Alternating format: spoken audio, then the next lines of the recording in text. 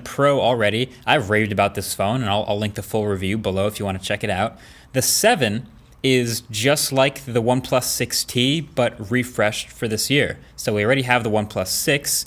It got refreshed a couple months later, became the OnePlus 6T. So this is like a OnePlus 6T.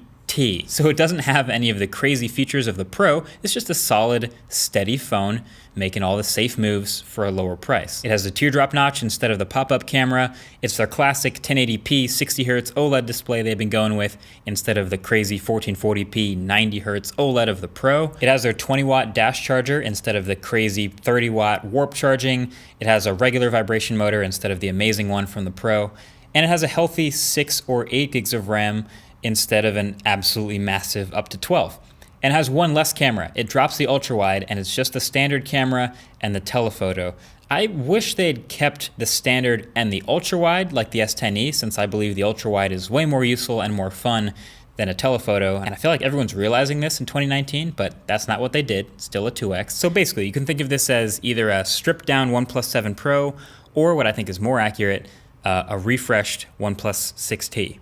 And what they've done is kept a lot of the things that people liked about the OnePlus 6T, which, by the way, was a pretty good phone, won my phone of the year last year, and they've continued it in this one. So now it has the Snapdragon 855, still the newest chip. It's got that clean Oxygen OS with frequent software updates, and if you haven't already noticed, this one is running the Android Q beta, so that's why it's got a little bit of a different look and the different buttons and quick settings, etc.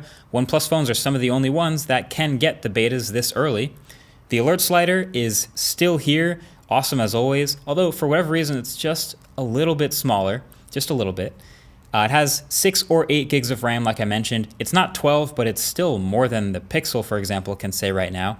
And then the front speaker grille and the speaker itself are a little bit bigger. It doesn't make a huge sound difference for music and videos, but low-key it is a bigger target area to hold the phone up when making phone calls, so that's nice. Matter of fact, there are certain things to like more about the 7 than the 7 Pro for certain people. So for example, it's a smaller phone. And plenty of people, including me, felt the 7 Pro is just a little bit on the big side. So the size of the 7 is more comfortable in the hand, more pocketable, easier to reach the tops and corners, things like that. There's not that many compact flagships, you know?